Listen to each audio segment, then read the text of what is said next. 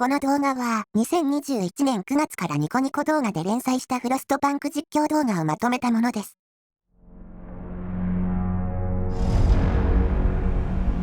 最後の秋。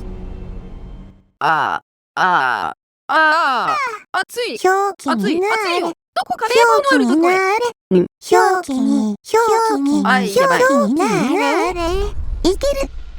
さあ、はなちゃんも一緒に。表記になれ。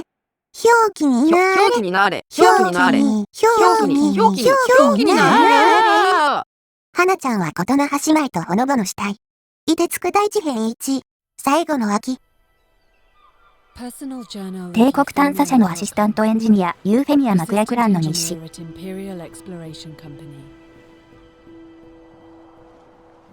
染み深いバーミンガムの街を後にして5週間が経った。不安の、苦難の、希望の数週間。そしてついに、海岸にたどり着いた。これまでに3人の死者を出した。本社は進捗のためのささやかな代償と言っていたか。私は自分が彼らと同じ運命をたどらぬことを祈るばかりだ。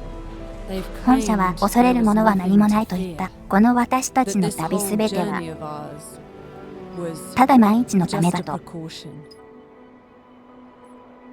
だが今は、気候の変化を感じる。そして冬は避けられないようだ。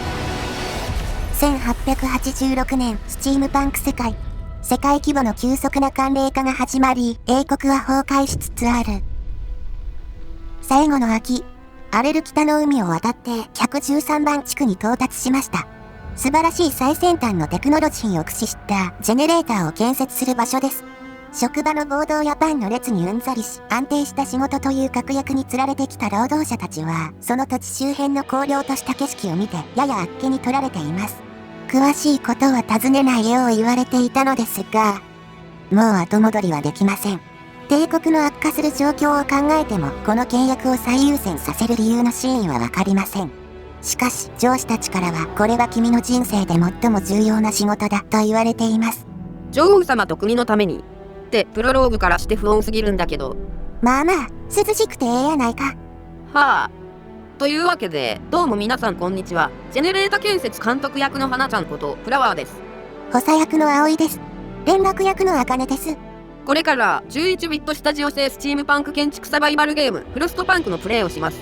シナリオには DLC で追加される最後の秋を選択。難易度ノーマル。このシナリオでは地球寒冷化に備え、とある北の島のとある場所で町一つを温められる巨大な蒸気生成器、ジェネレーターの建設を目指します。まずは最初の段階。雇い主の王立開発公社が場所を用意してくれました。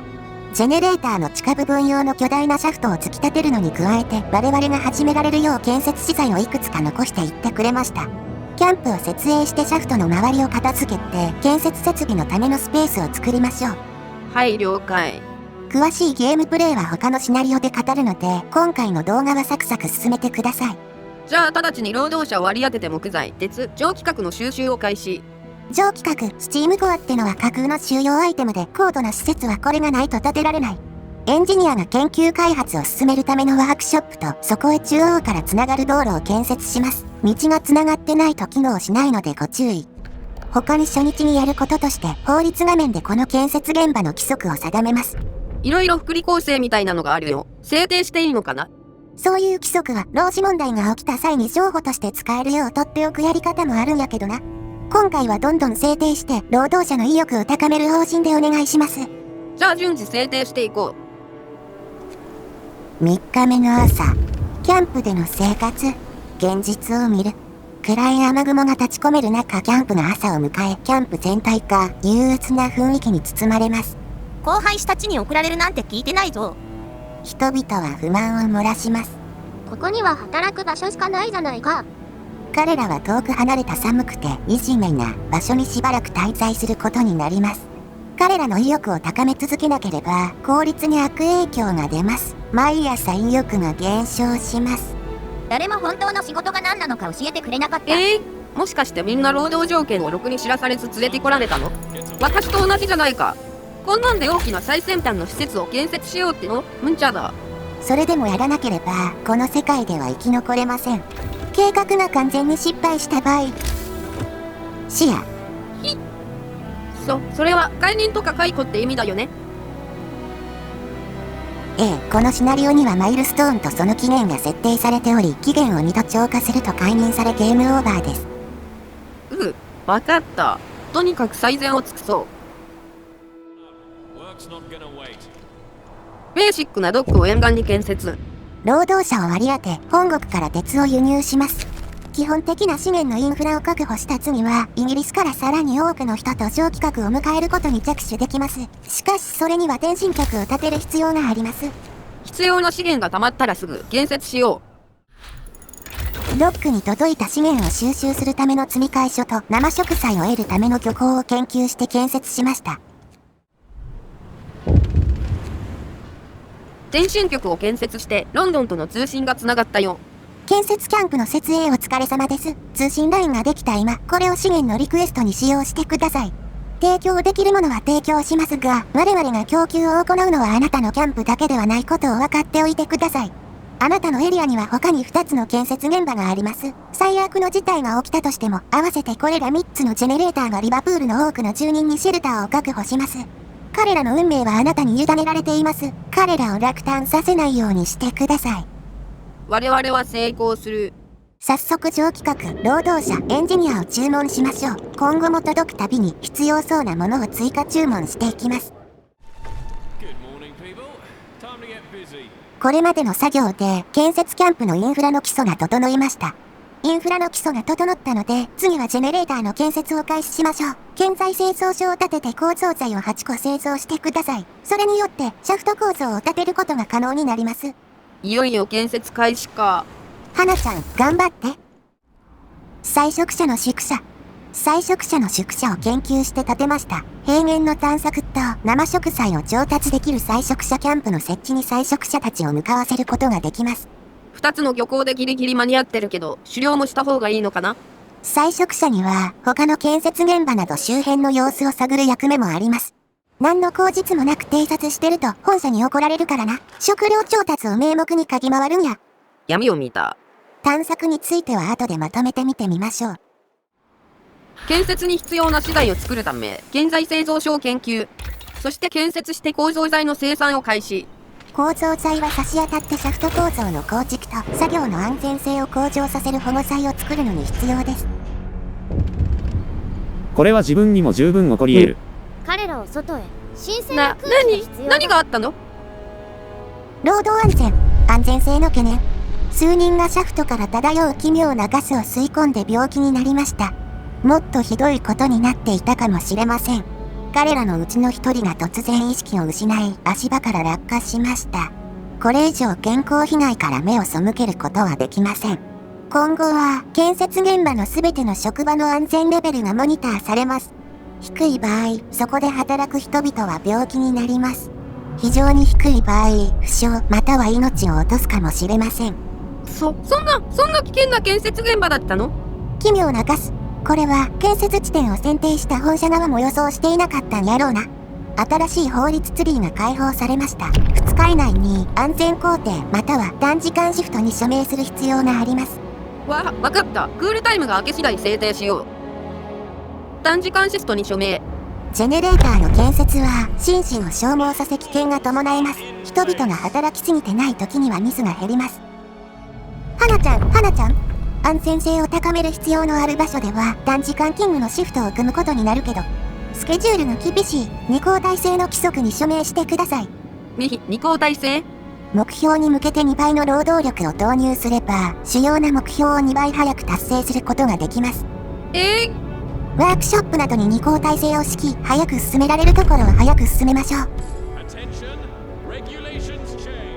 夜勤にならないことを願う。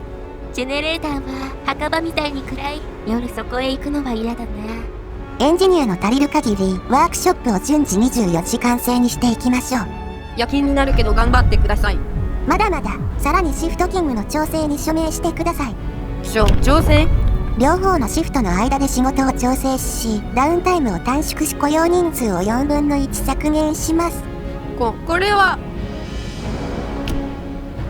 この方法でないとジェネレーター建設はおぼつかない。どうしても署名してもらう。リバプールの住人80万人の命は花ちゃんの手にかかっていますよ。はい。短時間シフトを効率化する作業標準化にも署名してください。全てが同じ時間で俺たちをより働かせるために練られた策略だ。そういうわけでは。短縮シフトは安全性に関するものだったはずだ。必死に働くことではない。安全工程など他の規則にも署名しています。シャフト構造を設置し、完成に向け作業を開始しました。労働者の定員がとんでもなく多い。有毒ガス。建設現場全体に有毒ガスが危険なレベルまで充満しているのを検知しました。吸い込むと人々は気分が悪くなりますが、仕事を続けてもらいます。他に選択の余地がありません。ガスは発生源深くから放出されており、有毒レベルは常に変化します。監視を続け、変化の24時間前に警告するようにします。幸い3つのワークショップを24時間フル稼働した結果、ジェネレーター関連の研究が進んでいます。このため、換気プラントを2つ建設できました。石炭を消費してシャフト内を換気し、安全性を高めることができます。勤務時間外に動かして石炭を無駄にしないよう、設定に注意。花ちゃんが頑張った結果、意欲が 70% を超えて作業効率プラス 30%。一時はどうなることかと思ったけど、シャフト内の安全レベルも最高にできてるし、マンもそこそこに収まっている。花ちゃんが絶望せずに仕事を続けた結果やな。シャフト内換気良いか。よし。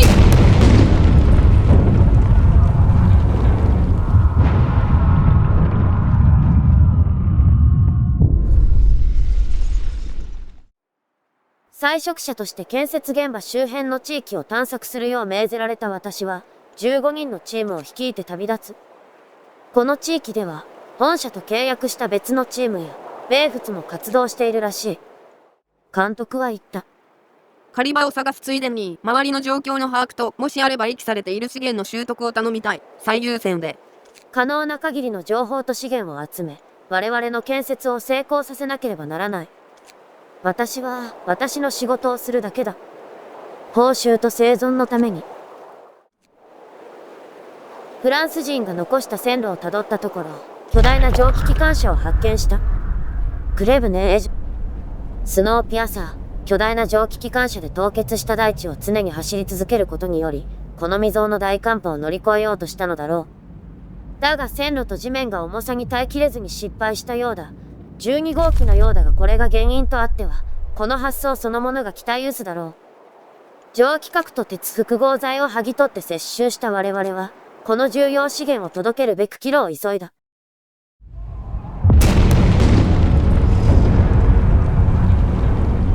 15日目。何が起きたの？どうなっているの？ジェネレーターの基礎で爆発が起き、トンネルが崩壊して複数の労働者が閉じ込められました。ですが安心してください。危険レベルが安全であったため、その一環として救助隊が組織されています。迅速な救助が可能です。私は安全に最善を尽くしたはずなのに。おかげで一人の死者も負傷者も出さず、これまで建設した進捗も失われませんでした。建設現場がストに突入。友人たちを救えた。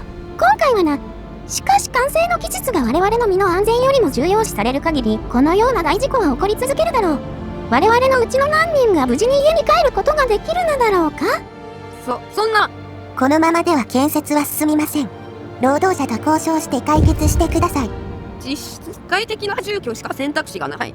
法律に署名しテントを増設するしかありません。ストライキが解決し、仕事は再開された。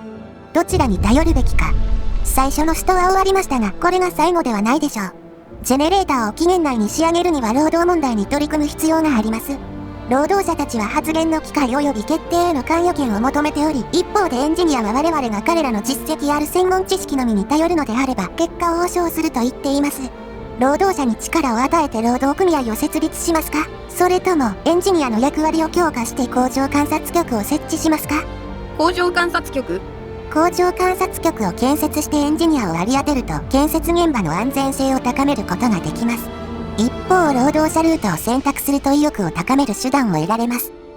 安全には変えられないし、現状すでに意欲は高い。エンジニアを頼ろう。ついに俺たちの安全に気を配ってくれる人が来るんだ。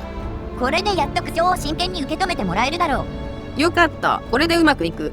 まだダメです。左下のバーが赤くなっているでしょう。これは作業が予定より遅れていることを示しています。もう少しだ。シャフト構造の作業に2項体制を導入する。マイルストーン達成。ジェネレーターの基礎が完成した。次は労働者を地下深くへ送って強大なタワーポンプを設置します。これ以上深くで作業するの？ロンドンからのニュース。見捨てられた場所。最初のマイルストーンはスケジュール通りに完了しました。おめでとうございます。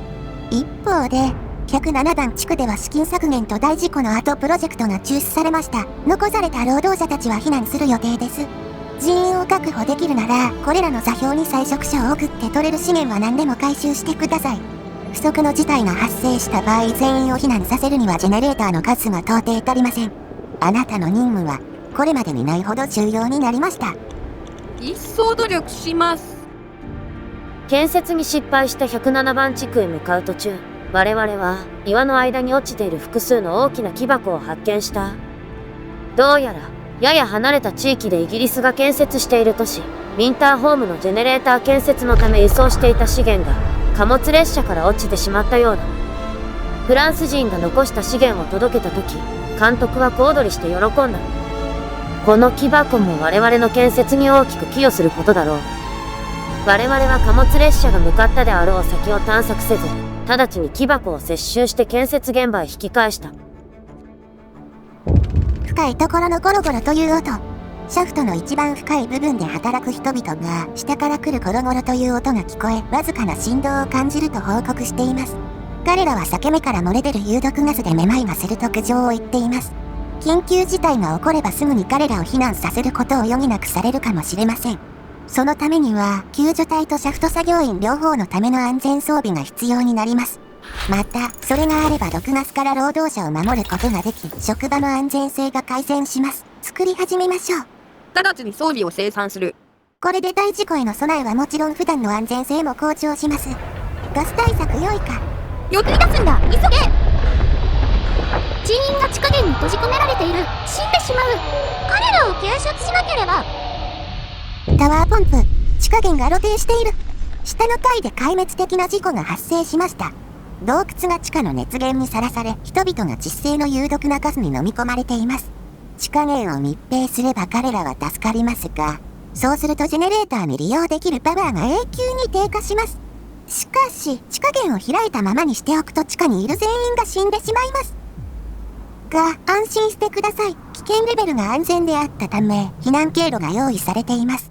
一部の負傷者が出るだけで、死者なくジェネレーターの想定出力を達成できます。避難成功。素敵なお知らせです。労働者全員が救出され、地下源は開いたままです。負傷した人と重傷の患者もいますが、適切な医療を施せば生き延びられるでしょう。そして、ジェネレーターが完成すれば、100% の加熱出力を達成することができるでしょう。ついに重傷者を出してしまった。107番地区に到達した我々は、多数の棺桶と共にこの地を去ろうとしている生存者たちを発見した。エフィー・マクラクランと名乗る若いエンジニアが我々を見て安堵している。来てくださって嬉しいです。私たちは避難するところですが、このような状況では逃げ切れる確信なんて持てません。と言い、その後何があったか話してくれた。長い話を要約すると、建設の最終段階で火災が発生した後、彼らのジェネレーターのコアが爆発した。エフィーはその悲劇が起こることを予想していたが、その現場で一番若いエンジニアの言葉に耳を傾ける者はいなかった。彼女とその友人たちはまだ諦めてはいない。経験を生かして我々がジェネレーターを完成するよう手伝いたいと言っている。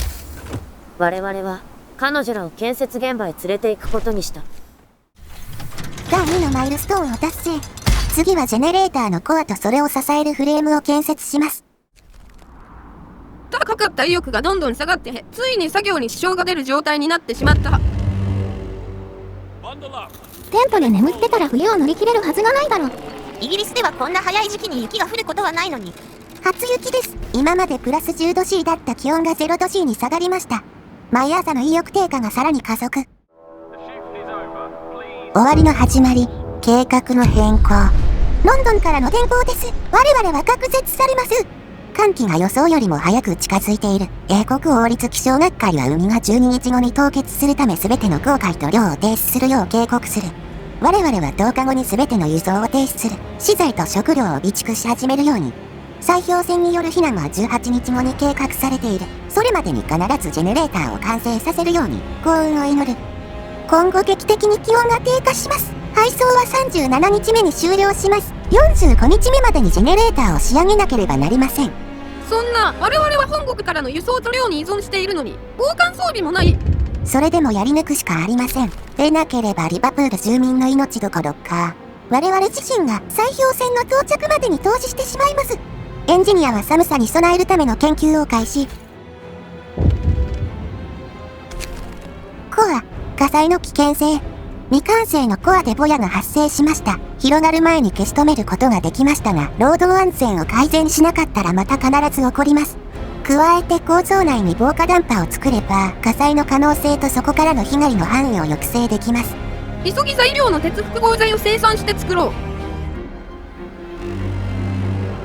凍えそうだ。こんな寒さの中でどうやって働けばいいんだ。永遠の冬がやってきた。お手上げだ。もっと寒くならないことを願うよ。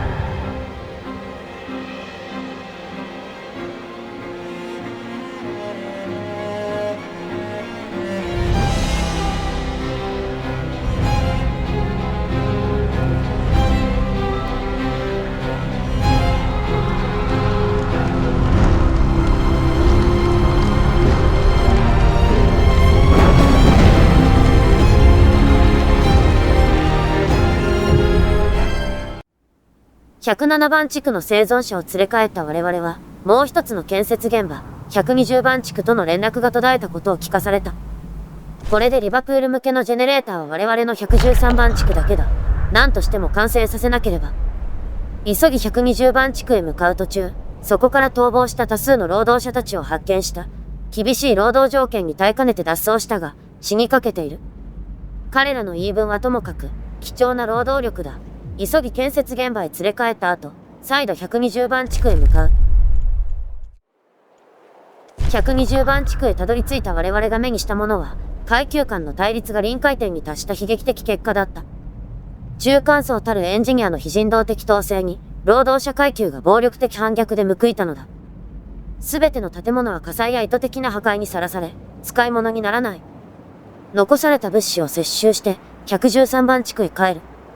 我々が同じ結末を迎えないように、監督たちがうまくやってくれるよう、祈りながら。その祈りはもう少しで叶えられないところだった。私自身の判断のせいで。ロンドンからの情報によれば、助けた逃亡者たちにはアナキストが紛れ込んでいたようだ。彼らはストを扇動し、建設をたびたび妨げた。化学薬品が盗まれ、テントへの立ち入り検査の結果、放火の計画が露見した。ついに監督は力で鎮圧せざるを得なくなり、労働者3名とエンジニア1名が争いの中で死亡した。もはや私にできることは、菜食者としての本来の任務に立ち返り、周辺の動物を狩り尽くしてギリギリまで食料を供給し続けることだけだ。降りしきる雪の中、未だに建設作業の続く現場を離れ、雪原へと踏み出していく。32日目。コアで火災発生。労働者を避難させると火を消し止める手段がなくなりコアが破壊されジェネレーターは永久に作動しなくなります。空気供給を止めて鎮火すると中の労働者も死にます。が、危険レベルが安全であったため緊急安全システムが設置されており、労働者を殺すことなく鎮火できました。火が消えるまでの損傷によりジェネレーターの品質は名ばかりのものとなりましたが、完成すればひとまず動作はします。このジェネレーターをこの場所で想定通りの形に完成させることは不可能でした。最初から地区の選定とジェネレーターの設計に問題があったんです。どうしてこんなことに。ジェネレーター建設は地球寒冷化に気づいて必死に開始したぶっつけ本番の大事業。いかに進んだこの世界の人類でもあまりにも技術とロジスティクスのハードルが高すぎたようやな。マイルストーン達成。最後に耐熱外郭構造を建設して完成です。コアを設置したことで蓋ができ、有毒ガスとの戦いは終わりを告げました。本国では多くのジェネレーターが動作しないとの噂が出て混乱、終戦システムが作られたが不正操作されていると誰もが主張している。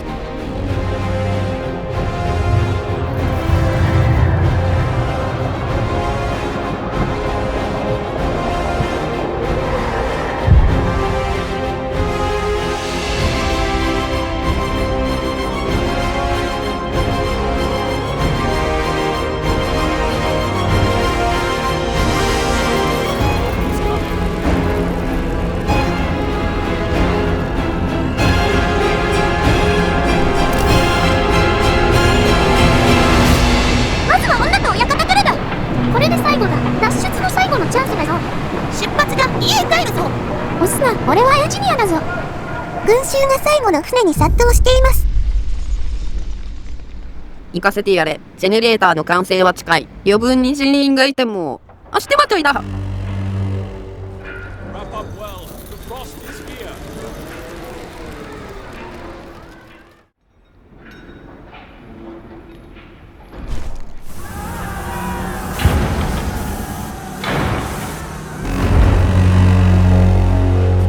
It's operational. It's operational.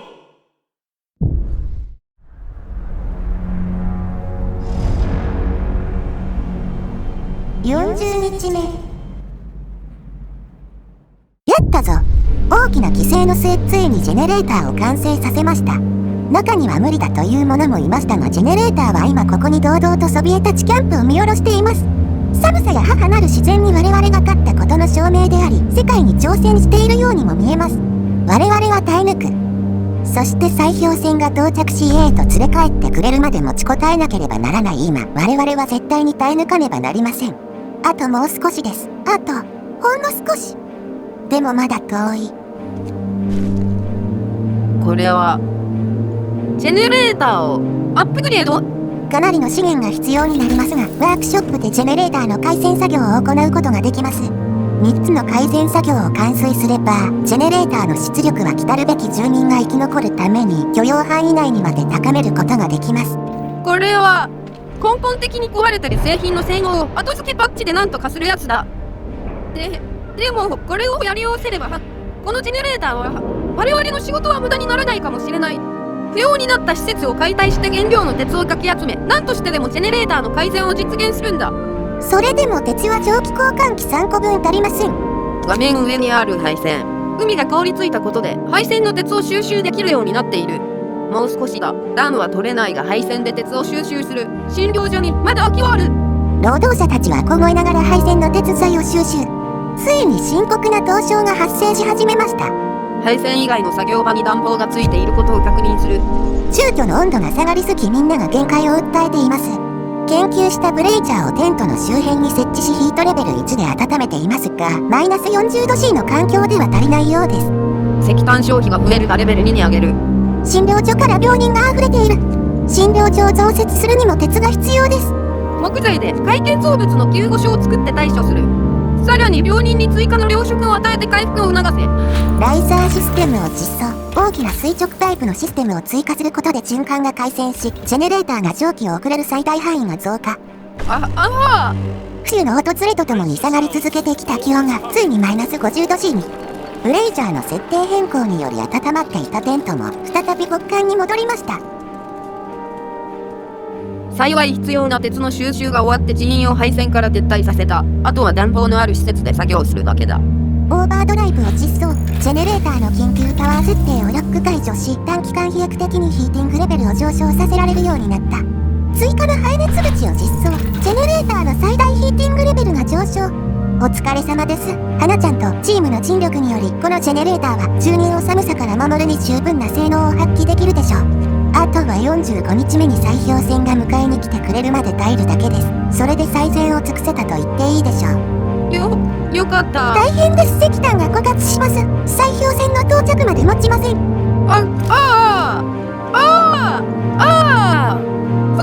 そうだ。画面下に石炭が残っている。マイナス50度 C の中になるが収集する。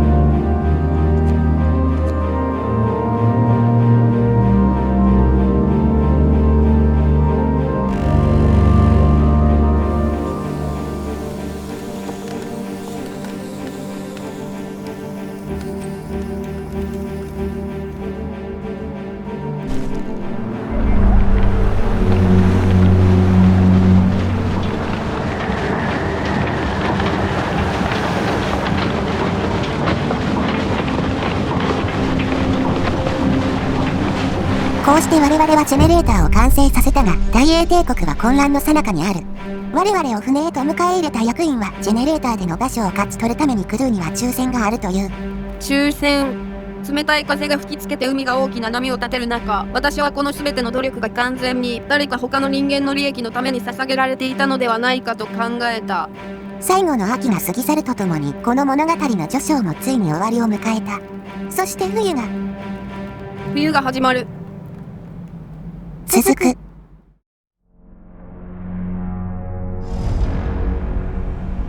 忍耐。フロストパンク世界が全球凍結する端緒となったのは火山活動であった。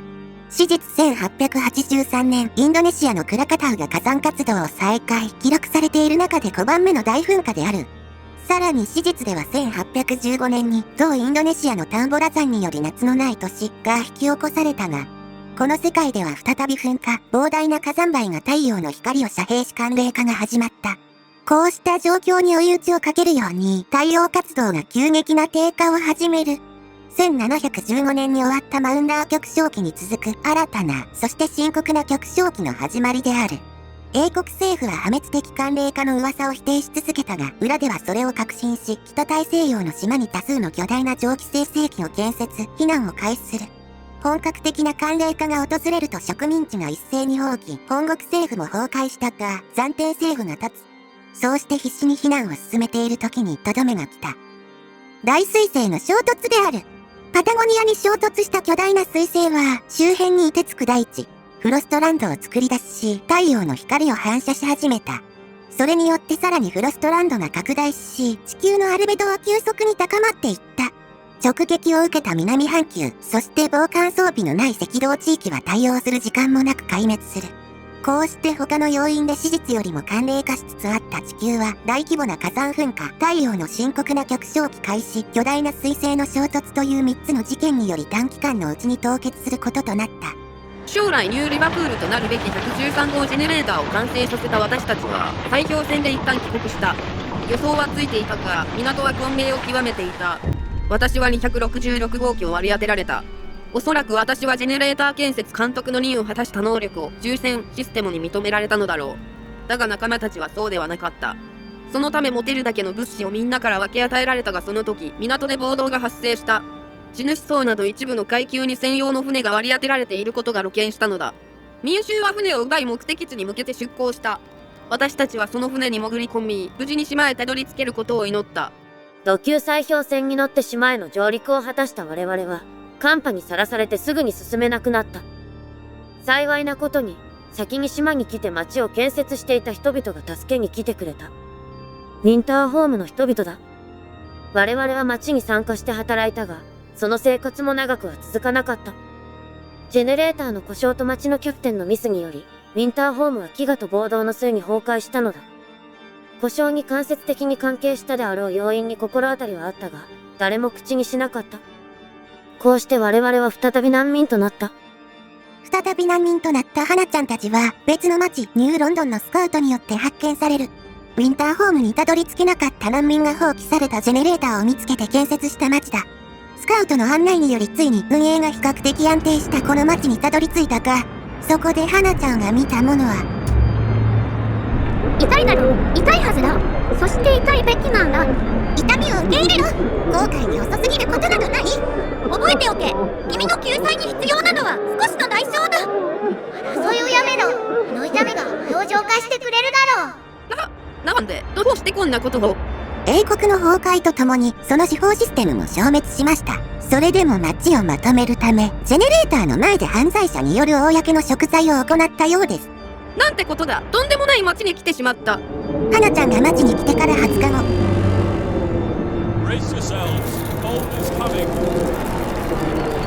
下がり続けてきた気温がついにマイナス100度 C に。こんな気温地球上では聞いたこともない。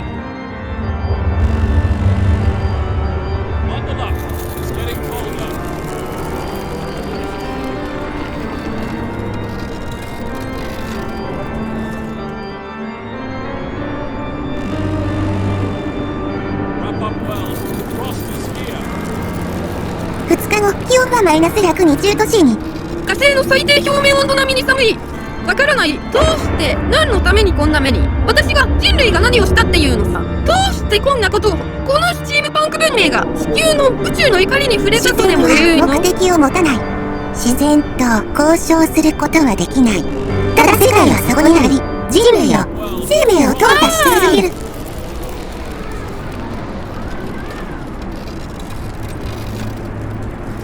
ガリレオ衛星に匹敵する寒さの中で錯乱した花ちゃんは初めて窓から空を見上げた。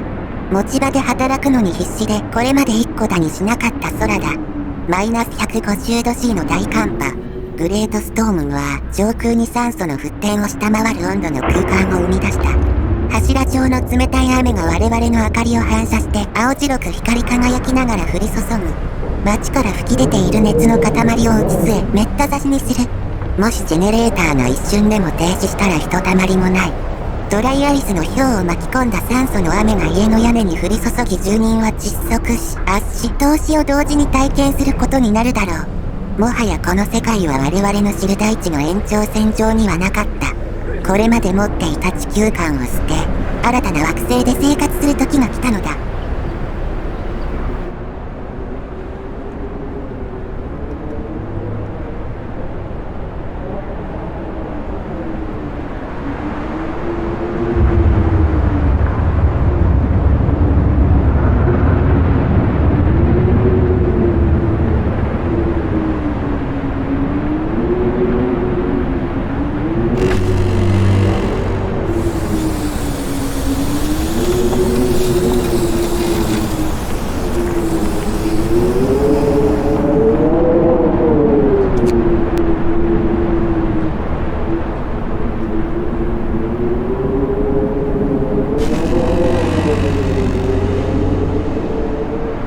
こうして私たちはグレートストームを生き残った。だがこれからどうします？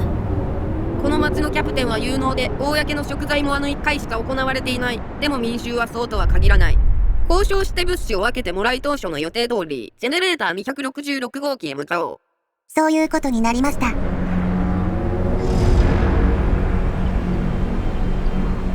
裂け目。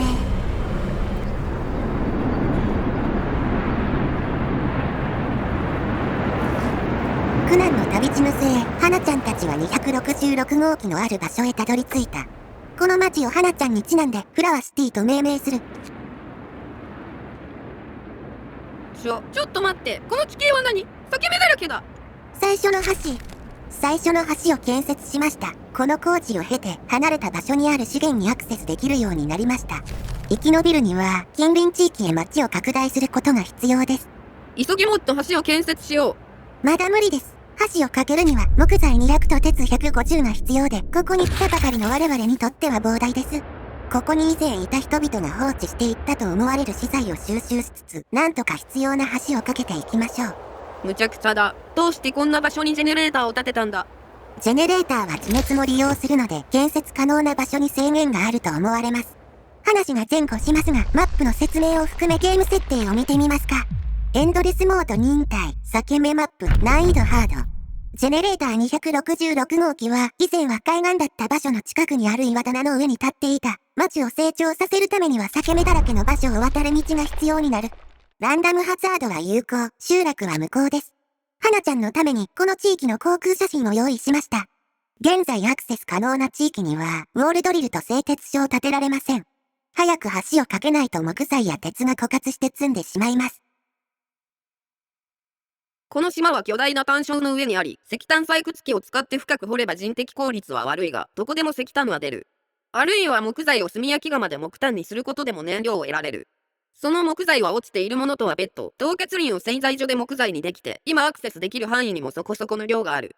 鉄は落ちているものを拾えるだけで、かなり量が少ない。ならば、まずは左上に橋を架けて製鉄所を建てよう。普通の地域よりは大変だけど、慎重に進めれば切り抜けられるはずだ。果たしてそんな悠長なことを言っていられる時間があるかな？最初の嵐。今後気温が再び低下していきます。14日目の朝に食料生産できないレベルの嵐が来ます。16日目の朝まで続きます。急げ。監督？急ぎ準備を進めるんだ。グズグズするな。どうやら最後の秋を監督として切り抜けた花ちゃんには、この予報の意味がすぐ分かったようですね。緊急シフトの法律に署名する。職場で緊急シフト、ノーアビリティを執行できるようになります。実行後24時間、シフトに関係なく強制作業をさせることができます。これを使うと過労死が発生するのですが、発生しないパターンを教えましょう。まず最初の緊急シフトでは発生しません。ただし並行して別の緊急シフトを実行すると最初とみなされない場合があるので、被らないよう避けてください。次に収集所を使わずに野外で資源を収集する場合も過労死しません。どうやらここで言う過労死は換気の悪さが影響しているようですね。他にも回避方法があるそうですが使用しない方向で。ワークショップを建設して緊急シフトを適用。ビーコンの開発を指示。他のものが落ちてる資源を収集するんだ。急げ。18時を過ぎても開発は終わらなかったが緊急シフトにより続行。ジェネレーター起動。さらにオーバードライブを有効にする。オーバードライブは一見最後の手段ですがそうではありません。これはジェネレーターの排出を絞り内部の温度を上げる機能です。有効にすると内圧が上がっていき限界を超えると爆発します。ですが常時圧力を下げる意味はないのです。街の状態と天気予報を見ながら有効化と無効化を繰り返してやりくりするのが正しい使い方です。おそらくジェネレーターの設計者は自動で定期的に圧力を逃がすのではなく、高度の柔軟性を持って臨機応変に排出できるようにしてジェネレーターの能力を最適な形で発揮できるようにしたのでしょう。その代わり管理者が無能だと街が滅ぶ。この世界では運用者の能力に依存するのもやむを得ない。私が正しく管理すれば問題ない。この環境では病人が出るので救護所を設置。さらに重症者を治療手段が整うまで延命する目的で生命の維持に署名。救護所では重症者は治療できませんが、生命の維持で延命するか荒領地で確率で手足を切断しつつ治療することができます。ビーコンの開発と設置が完了。ビーコンは街から上げる気球で外の観測、探索するスカウトとの通信、スカウトが街へ帰るための目印になる。5名のスカウト部隊を編成した周辺を探索してもらいたい。現状人手が絶望的に足りていないから、できれば難民を見つけて連れてくるんだ。ここに来るとき難民には会わなかった。遠くに行くほど難民を発見できる可能性は高まるだろう。わかりました。石炭が足りないので日中はジェネレーターを停止して節約する。暖房を開発。これは建物の個別暖房のことで、必要な施設を中に人がいるときだけ温めることができる。寒波でジェネレーターの出力が足りなくなり、医療施設が素では機能しなくなっても、暖房をつけることで切り抜けられる場合がある。つまりこの状況では個別暖房関連の研究が重要だろう。次にワークショップの緊急シフトが終わっていたので、資源収集の人員をまだ手をつけていないクレートに再配置し、そこで緊急シフトを適用する。緊急シフト中に資源を集め終わったら解除されてしまいますからね。24時間で集めきれないクレートを集めさせるのがいいです。労働者を再配置した全てのクレートに対して緊急シフトを適用した結果、民衆の不満が爆発。その労働で集めた木材を使ってテントを建てる。昨夜はジェネレーターの周りで野宿だったが、これで住民への負担も減るだろう。そろそろみんな飢えるので調理を始めましょう。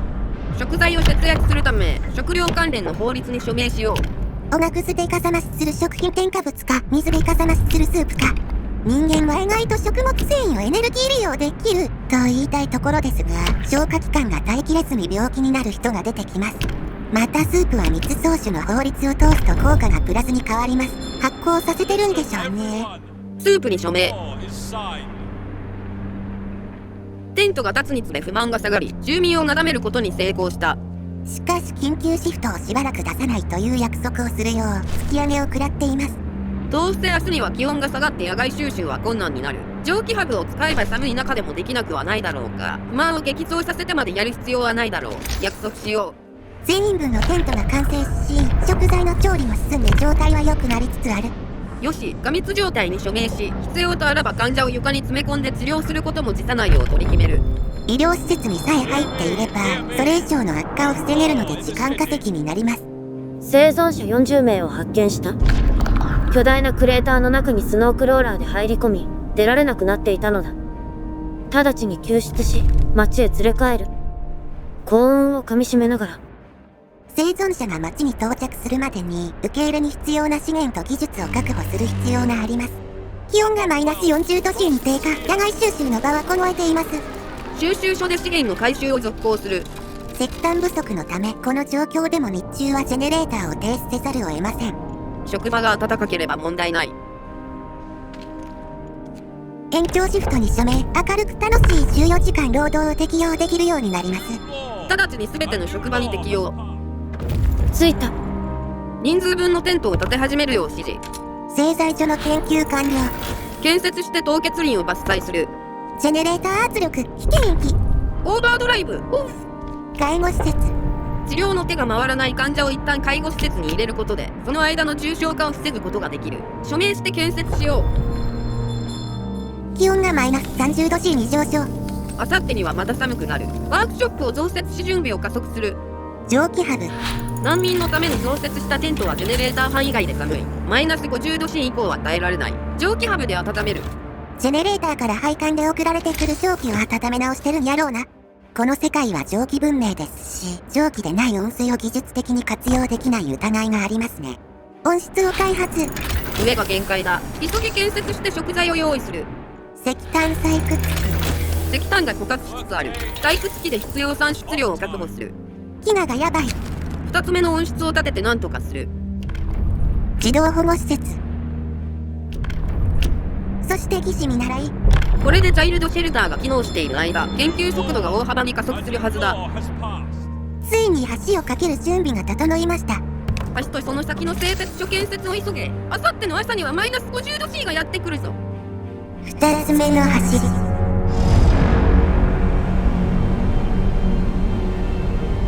闘技場。試合なんてしてる場合か。賭博で不満をそらしてるみたいやな。パブや密造酒の前提法律なので採用せざるを得ない。マイナス50度 C に気温が低下。オーバードライブと個別暖房で耐えろ。蒸気ハブも増設し周辺の温室や収集所を温めています。蒸気ハブはオーバードライブの恩恵を受けられるから、個別暖房の方が石炭消費が少なくなるような配置の場合でも検討の余地がある。オーバードライブの真の価値はここにあります。石炭消費を増やすことなくヒーティングレベルを上げることができるのです。けど圧力が限界だ。オフにする。蒸気製鉄所が完成。これで鉄が枯渇して積む事態は避けられました。改良型暖房を実装。これがないとオーバードライブが切れた時崩壊します。パブに署名。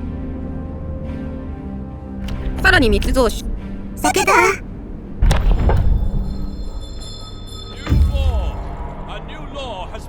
気温がマイナス40度 C まで暖かくなりましたが、あさっての朝予想されていた嵐が来ます。食料生産はできなくなり、スカウトが外にいる場合は死にます。スカウトを呼び戻せ。食料生産を絶やすな。オーバードライブを停止して嵐の中での使用に備える。診療所。ようやく重症患者を治療できるようになる。法律のクールタイムが明けましたが、召喚は性感染症が蔓延するし、血統法は死者が出る。墓は死者を出さないので無用。目的ツリーにある進行か秩序のどちらかの道を選んで進めますか？嫌だ。状況に強いられない限り、それらのツリーは進めない。大胆にしてだよ。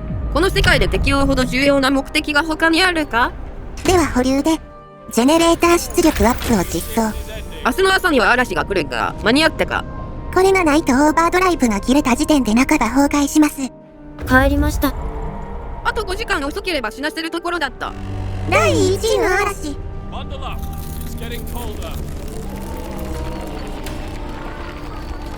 グレートストームに比べれば熱風のような嵐ですが、準備不足のフラワーシティは凍えています。スチームレベルを2に上げる。オーバードライブ込みならテントも凍えずに済んでいるようです。ですがこのまま嵐を乗り越えることはできません。オーバードライブカップリングを実装。オーバードライブで上昇するヒーティングレベルが2段階に。その分スチームレベルを下げて石炭を節約。オーバードライブ危険域。オフにするしかない。嵐が去るまでもう少しですが、オーバードライブを切ると急速に病人が増えて医療施設から溢れてしまいます。これを放置すると重症化します。食料はすでに尽きています。飢餓状態にある住人は3人。なんてことだ。嵐が去るまであと8時間はある。オーバードライブをつけたり消したりしてごまかせ。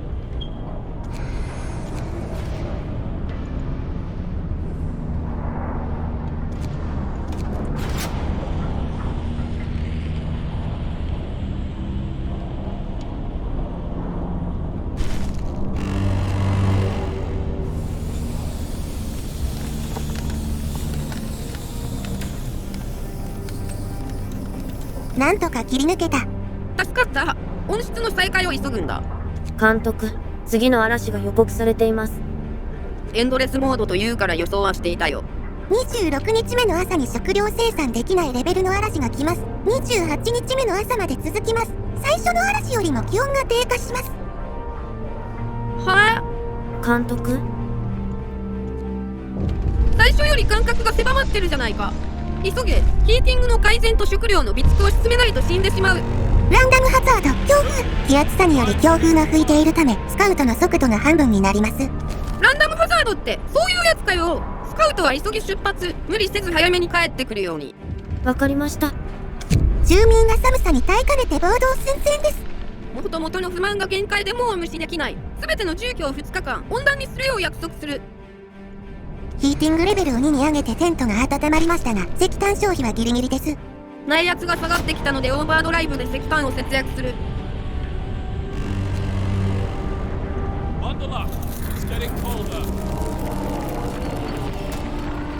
産業温室を開発、建設。これで食料が足りるだろう。なんとか住居を約束の期間温めることに成功。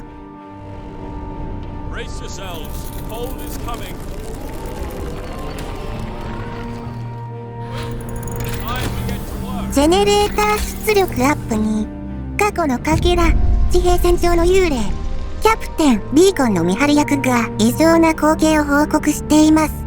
ビクトリア級ドレッドノートの残骸が地平線上に見つかりました。この新型の乗り物は最も重要な仕事のために使用されていました。そのニュースは人々を懐かしさでいっぱいにしています。この配線を捜索すれば、過去の宝を見つけられるかもしれない。スカウトの一人が言います。労働者が付け加えます。我々がかつて誰だったのか、そしてこれから誰になっていくかを子供たちが覚えておけるよう、それを集めるべきです。配線の場所はフロストランドの地図上に印が付けられました。次の強風がそこを永遠に覆い尽くしてしまう前に到達するため急ぐべきです。調査すべきだが現状それどころではない。雪に覆われてしまわないよう祈りつつ当面放置しよう。長期石炭採掘機。ヒーティングレベルを上げると石炭が到底足りないですが、これで採掘量が倍になります。収集に必要な人手も倍ですが。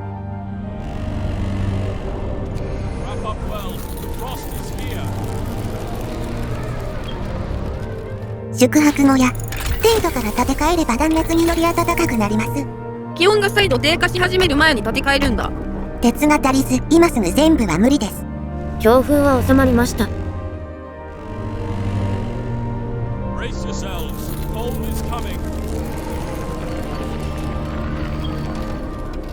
なんとか全ての住居を宿泊小屋に建て替えたけど、木材と鉄はすっからかんだ。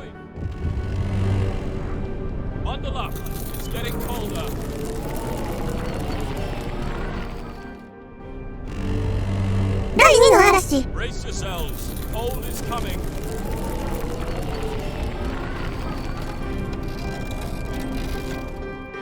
よし、今回はオーバードライブなしでも凍えずに済んでいる。準備が間に合ったと言っていいだろう。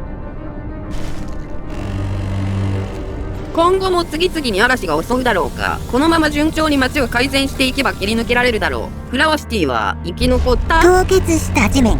フロストランドの地表は普段から凍りついていますが、お天気のためより深くまで凍りつきました。石炭採掘機と収集所の効率が使い物にならないレベルに低下します。そんなバカな。どうして自然は目的を持それたない。はもういい。まず製材所を増設して木材をかき集める。そして炭焼き窯の開発開始。木炭を作って耐えるんだ。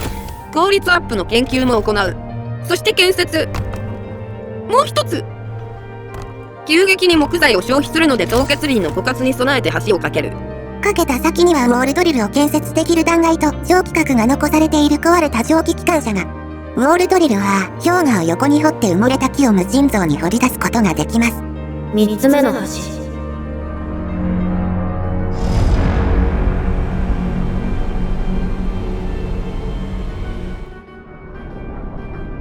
これでもダメだわ。石炭が枯渇する。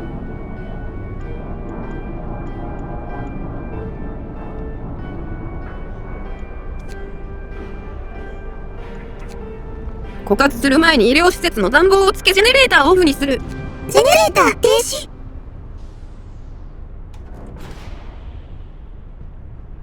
救護所は診療所ほど断熱が良くないのでジェネレーターが停止した状態では機能しません。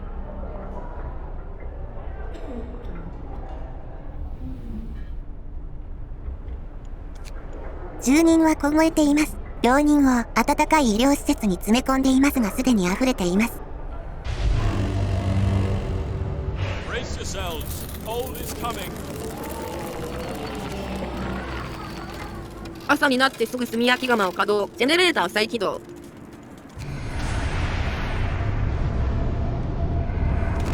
なんとか切り抜けた。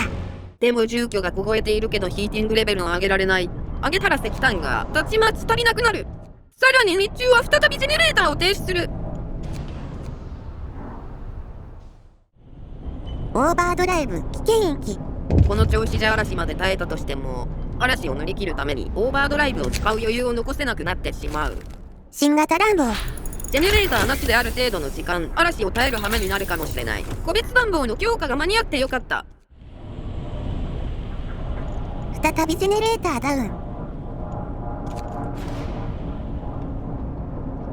すぐ朝になって炭焼き窯が稼働していますが新型暖房による消費を支えるので精一杯です。あさってには嵐が来ます。スカウトを呼び戻すんだ。嵐の予報により人々の希望が大幅に下がり絶望しています。急ぎ希望を上げないと花ちゃんによる統治は崩壊します。無理もない。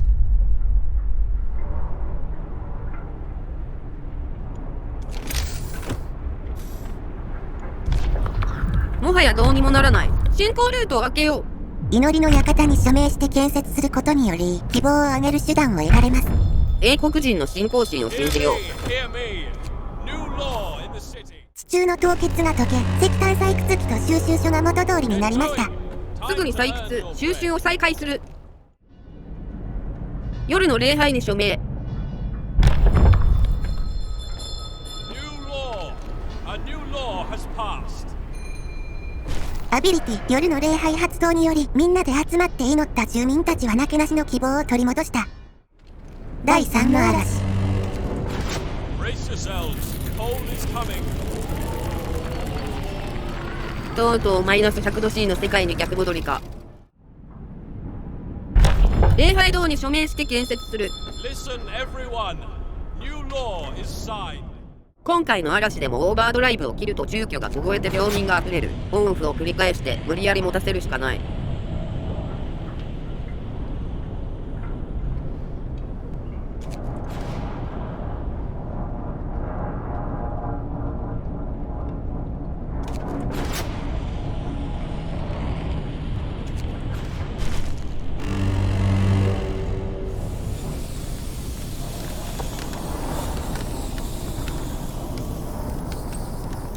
嵐を乗り切りました。前回の動画のご視聴、マイリスト、いいね、ご広告ありがとうございました。広告者様紹介を流します。ぜひ次回もご視聴ください。なおこの動画シリーズはハッピーエンドの予定です。あ、ついにフォロー入ったな。続く。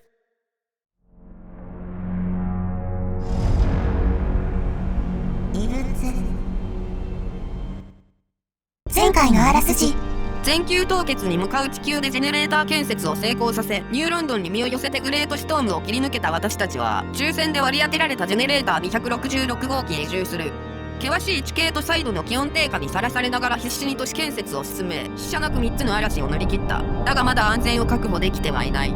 ランダムハザード、詰まったパイプ、蒸気を送る配管網が詰まりました。詰まりを解消するために、わずかに圧力を上げましたがしばらくの間は、すべてのヒートゾーンが 20% 小さくなります。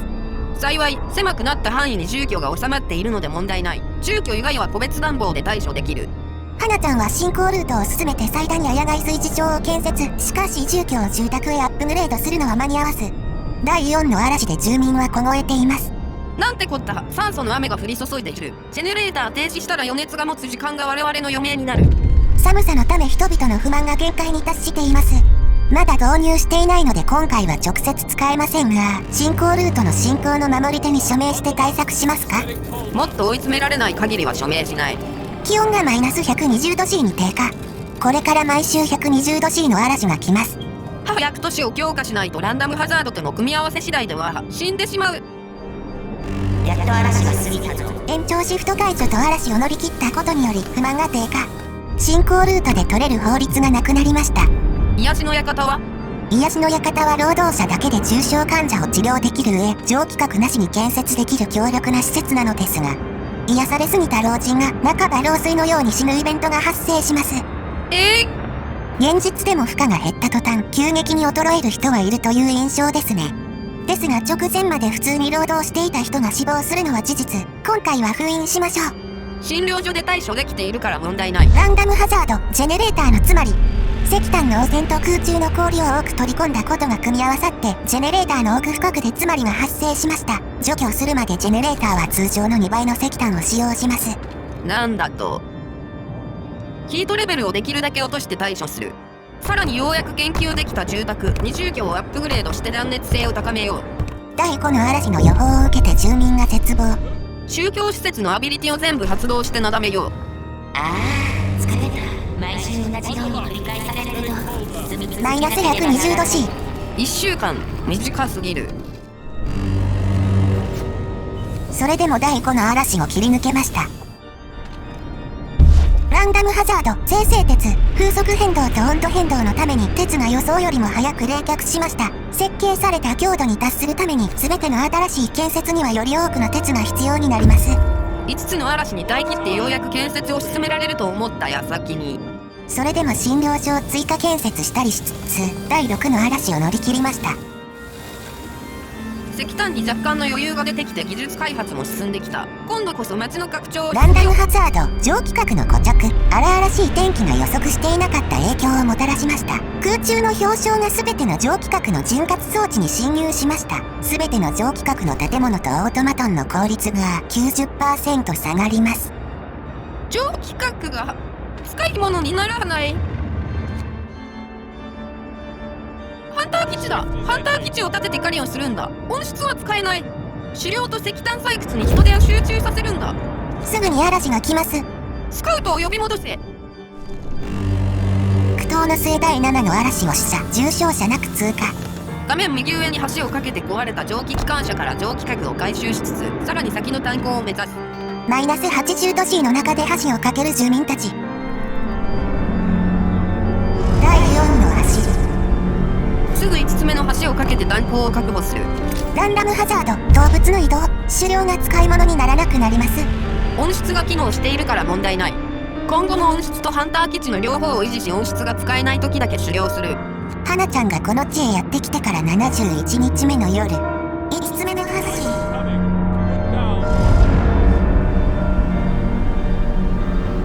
なんだこれは。この建物、思ったより大きい。過去のかけら、人口の密集した全焼基地。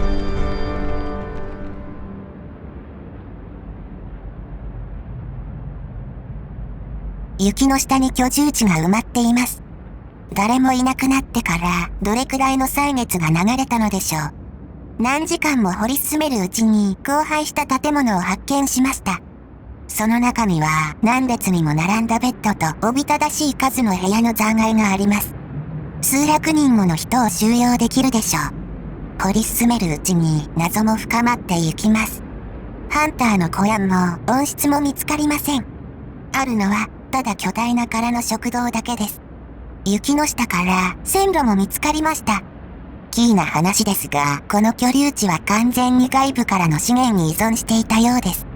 この人たちをここに送ったのは誰なのでしょう？そして彼らのミッションは何だったのでしょう？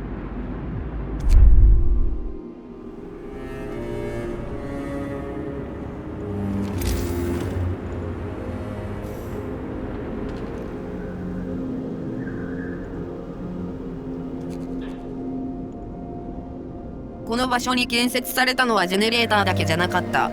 私たちが知らされていない秘密の巨大な居住地があったんだ。フラワシティが思いもよらない発見に直面している頃、ついに埋もれたドレッドノートの探索を開始した。資源を消費し安全に調査を行う。却下されたオートマトンの設計に言及した書類を発見、持ち帰りました。実現したものとは別のオートマトンの設計の話が書かれているようです。詳しい内容を見るには保管庫を建設する必要があります。研究施設としての機能も持ち合わせているのでしょう。ちょっとしたものなのか、書類なのか、それでも蒸気核よりは貴重。この資料はオートマトン開発の役に立つの？いいえ、そういう短期的な恩恵はありません。ゲーム的に言えばフレーバー要素。あと、オートマトン製造は禁止です。は？オートマトンを使うと必ず事故が起きて最低1人の重傷者が出ます。これをゲーム上回避する手段がありません。本来ならその重傷者に義肢を支給しつつ事故の教訓をもとにオートマトンを運用していくことになるでしょうが、ゲームの予備知識を収集した我々には未来が見えている。その予言を無視することはできない。むちゃくちゃな理屈だけど、まあわかった。冷たい酸素の雨が降り注ぐ。ランダムハザードは嵐が過ぎ去った後に発生するが、その持続期間は嵐の周期が短くなっても変わらない。次の嵐の通過中にようやく解消するようになってしまったのだ。1週間の最後の日、嵐は大気をマイナス120度 C に冷却する。最悪の日曜日だ。マイナス120度 C の世界では最高レベルに設定したジェネレーターでも凍えてしまうため、この日はオーバードライブをつけっぱなしにする。このため日曜朝にジェネレーターの内圧が低くなっているよう調整しなければならない。幸い石炭が十分なれば日曜以外はオーバードライブなしで生きていけるようだ。ランダムハザード、口ゆくね。突然の気候の変化が温室の環境管理能力を圧倒しました。その結果植物の根が腐りました。再度成長するまで温室は 10% の効率で稼働します。狩りをして対応する。花ちゃんは次々に橋を架け、ついに町の大規模な拡張を開始。滅亡した居住地の小屋を発見した。驚くべきことに生存者がいた。多くは子供で空腹と寒さに苦しんでいるが生きている。町へ連れ帰ろう。難民受け入れのための住居を問題なく建設。さらに労働者が仕事場に行くまでの道のりで病気になるケースがあることに気づいた。炭鉱開発の結果、石炭に余裕はある。蒸気ハブをたくさん建設して町全体を温めていこう。こうしてフラワシティは極寒の世界に耐え抜く巨大な温室となっていく。火災で廃線となったドレッドノートの調査を行った。蒸気核を消費して安全を確保する。これまでの探索で蒸気核をいくつも収集できていたため、このような調査ができた。96日目。保管所の準備ができました。保管所は高くそびえ立ち町の至るところからはっきりと見ることができます。人々は興奮気味に保管所について語り、最初の展示を見ること、そして過去の生活を思い出すことを切望しています。保管の価値のあるものを回収した時はいつでも町へと持ち帰りコレクションに追加することができます。それは我々が残してきた世界と我々とをつないでくれるのです。そして我々の後に続く者たちに私たちがここにいたことを知らせてくれます。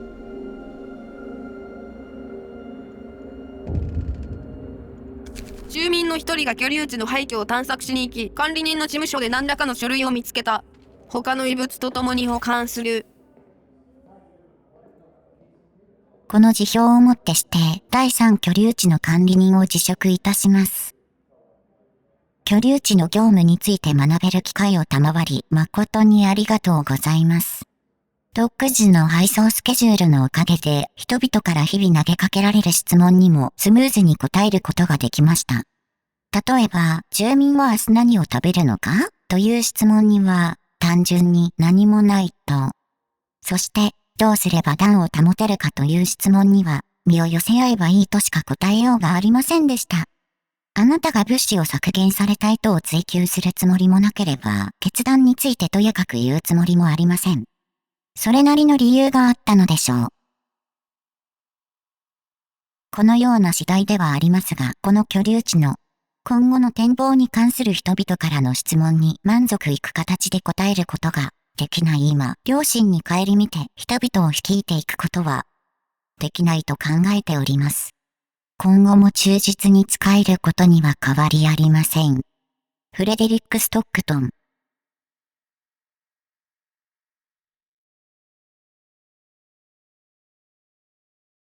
自然の猛威を跳ね返し、花と書にあふれる街を作る。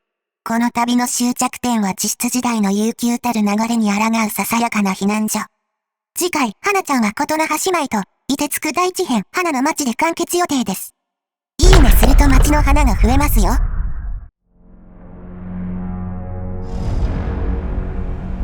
花の街。秘密任務について考えられない理論。主要目標は一連の堅固な安全手順を確立し、それに従い必要に応じて技術スタッフの協力を得ることで、凶暴な北極圏の動物層や天候がもたらす危険から遠征隊の科学メンバーを守ることだ。中略。あなたの任務のうち以下の部分は国家機密とされている。人為的な硫黄アロゾルやサフラングモという言葉が出てきたらすべて報告し、それらに関するあらゆる噂に全力で反論すること。我々の諜報員は、この終末兵器とされるものの存在や、ましてや使用を示す決定的な証拠を発見することができていない。このような根拠のない理論に惑わされて、科学者たちが最近の寒冷化の本当の理由を探ることから気をそらされないようにしなければならない。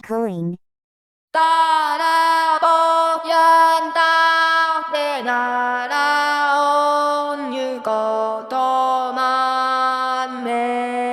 매무다다 낸 두어라 두어렌 도이센 고돈 짠매 무다다 낸 두어라 두어렌 도이센 고돈 짠매 따라온 그인 그가세라이나 유후메이라 시에라이로로 부마도닌 그이는 게레이라 시에라이로로 부마도닌 그이는 게레이라 따라주던 후가이레야 이끄시먼 따유다 시에라 슈단 이러이센야 시마리에 문나유다 시에라 슈단 이러이센야 시마리에 문나유다 신내도 이번 시비라요 슈단 비행이래나 시에라 그non 고도 많이 신내다 론메나 시에라 그non 고도 많이 신내다 론메나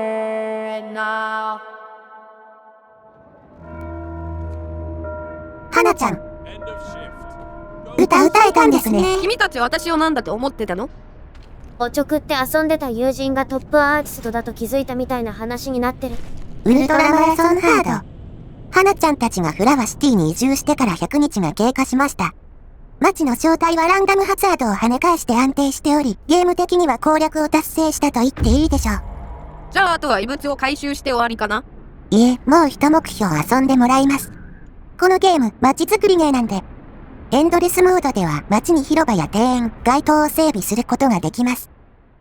街の正体はランダムハザードを跳ね返して安定しており、ゲーム的には攻略を達成したと言っていいでしょう。そのはずだった。我々は蒸気ハブで街全体を温めようとしたが、フラワシティが直面している条件下においてこれはあまりにも過大な目標だった。凍結した地面、ジェネレーターの詰まり、蒸気核の固着。こうした石炭生産に影響するランダムハザードの度にフラワシティは燃料危機に陥った。石炭に余裕を持たせるためには、石炭採掘機を多数建設して備蓄を増やすしかない。非効率な採掘機を多数運用するために、我々は人的資源を求め積極的な探索を行った。だがギリギリ間に合わなかった。町の人口は600人を超えたがその時すでにフラワシティは蒸気核の固着により危機に陥っていたのだ。我々はジェネレーターの出力を下げざるを得なくなり投資者が発生した。これまで花ちゃんは113番地区でアナキストが扇動した騒乱によるものを別にすれば一人の死者も出していなかった。それがついに寒波に打ちのめされたのだ。そこから先は転げ落ちるようだった。狩猟で得たなけなしの食料が嵐の中で枯渇し、フラワシティは飢餓に陥った。それでもなんとか餓死者を出さずに嵐を抜け、温室からの食料を配給する。そこでパイプに詰まりが生じてヒートゾーンが狭くなった。我々はこのランダムハザードを楽観視していた。これで一息つけると。だがヒートゾーンが狭まったことにより、いくつかの住居と職場が凍えて病人が続出した。やむなく蒸気ハブを追加で建設したが、それは石炭の大量消費を招いた。険しい地形に建設されたフラワシティは、蒸気ハブが作り出すヒートゾーンを完全に活用することができない。この立地は、最初から非効率な燃料消費を運命づけていたのだ。手足切断者は合計6名にまで増加した。この時点でプレイヤーと花ちゃんとことの橋舞は呆然自失としていた。街の指導は混乱し、オーバードライブをギリギリまで続けようとして失敗し、蒸気核を消費しての修理を余儀なくされた。だがすぐにこれが助走に過ぎなかったことを知る。嵐を乗り越え温室を再開し飢える民衆に食料を配給しようとしていた時、天候が急激に変化し栽培中の植物が枯死した。急ぎ狩猟を開始したが間に合わずついに餓死者が発生する。フラワシティの合計死者数は最終的に16名にまで増加することとなる。オートマトンを禁止したのは投稿者の致命的な誤りでした。これではただ花ちゃんを追い詰めて破滅的な結果を出す動画になってしまう。違ったの？ごめんなさい。このままいけると思ったんです。わざとじゃないんです。投稿者の見積もりが甘かったんです。工場を建設し、オートマトンと生地を製造する。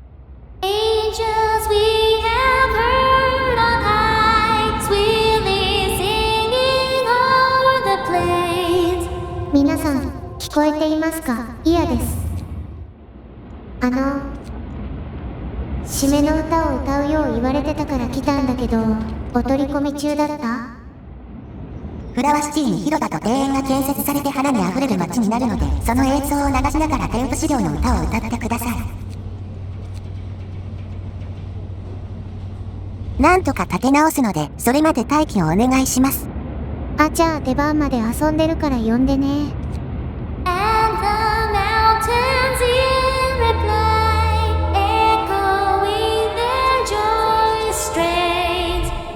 我々は探索により蒸気核を獲得するたびにオートマトンを追加していった。オートマトンは我々の街を立て直した。24時間稼働し続けるオートマトンは石炭採掘と温室を極めて効率よく稼働させた。事故で手足切断者が出たが直ちに技師を支給している。まだ予断を許さない状況ですが、ひとまず崩壊は食い止めています。蒸気核の節約と希望の底上げを兼ねて癒しの館も建設する。167日目。クリスマスキャロル、過去のクリスマスの精神。年老いた男が訪ねてきます。クリスマスまであとたったの数日です。男は言います。暗黒の時代が我々に辛い生活を強いたために、若い世代にとってクリスマスは歴史上のキーなイベントとなってしまった。伝統を守るために食事会とプレゼントでお祝いするのはどうでしょう。しかしこの上なく重要なことは、今年こそ違った年になるという希望を人々に与えることです。今年、そうか去年の冬は避難の真っ最中でクリスマスどころじゃなかったか。最後の秋が1886年年末から1887年初めにかけて避難し、春の初めにグレートストーム。その後最高気温-20度 C の短い揺り戻しが来て6月にフラワシティへ移住。半年後が今という時系列やな。それにしてもクリスマスイベントなんてあったんだね。私にとってはサプライズイベントじゃないか。このイベントの存在をすっかり忘れてました。おい。もともと限定で配信された追加コンテンツだと勘違いしてたんです。それで関係ないからと記憶から抹消してました。いい結果を得るためには急ぎ希望と食料を準備する必要があります。幸いクリスマスは嵐の予報で希望が低下する前の日になったようだ。祈りの館をちゃんと整備したりすればなんとかなるかもしれない。クリスマスキャロル。現代的な男。若いエンジニアがクリスマスをお祝いすることについて話をしようとしています。クリスマス？それがどうした？過去の重圧に押しつぶされてはいけない。毎日世界の終わりを生き抜くことができる人間になろうと葛藤しているんだ。そんな感傷的な伝統を復活させたところでゴールに近づけるわけではない。個人的にお祝いさせて食事会はキャンセルしろ。賛同しない。住民に希望を持たせるためならパーティーだってやるさ。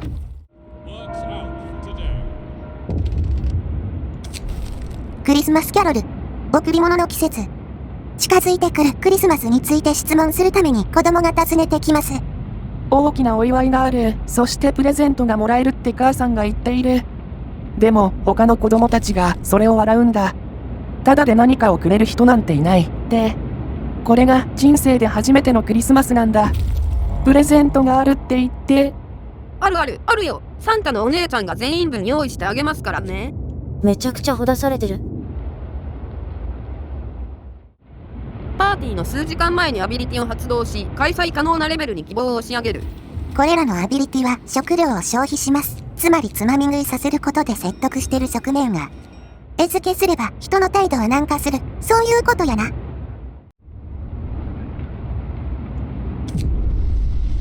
開催できました。イヤちゃん。Angels we have heard on high, sweetly singing o'er the plains. 準備はできた？家予定外のクリスマス会をやることになったので、適切なクリスマスソングを歌ってください。無茶ぶりが過ぎる。というか花ちゃんと琴の葉姉妹の動画なのに私が何曲も歌って大丈夫？我々ご堪能苦手なんで。別に歌えなくないぞ。まあそこは後々研究するとしてお願いします。しょうがないや。Look, he comes with clouds descending us for favor to see in a sleigh. Thousand saints attending swear the triumph of his train. Hallelujah, hallelujah, hallelujah. God of peace on earth to reign. Every eye shall now behold him repaid in dreadful majesty. Those who said ignorance on him peace and led him to the tree. Deeply wailing, deeply wailing, shall the true Messiah sing. Every island, sea, and mountain, earth and heaven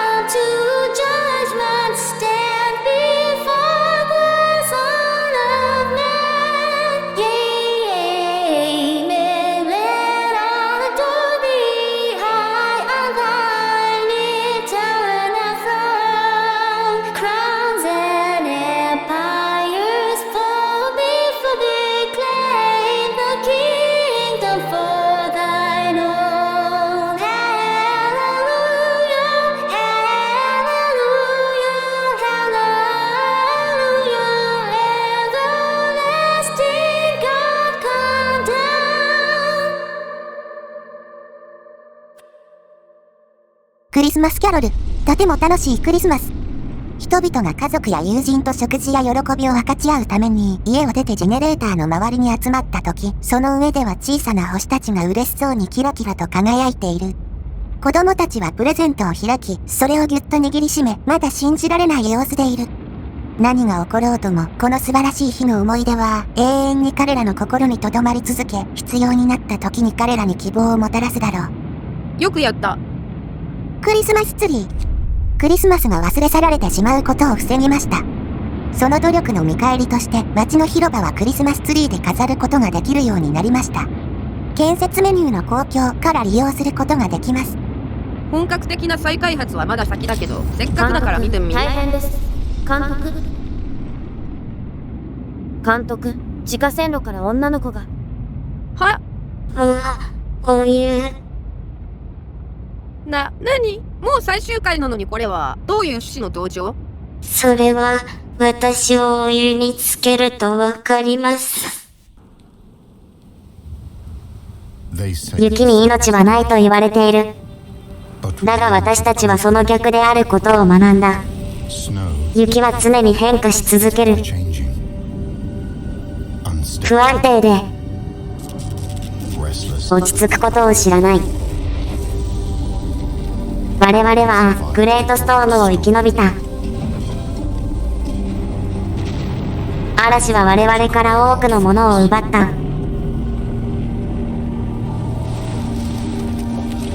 それでも見返りに与えてくれたものはあった。吹きすさぶ風が過去の遺物を掘り起こしたのだ。未来への希望をもたらし得るものを。私たちの任務は簡単だった。現地に到着し、堅牢なキャンプを構築し、安定した供給網を作る。そして見返りに食料や生活用品を手にする。公正な取引。しかしこの取引は一風変わっている。あたかも雪のように移ろいやすいのだ。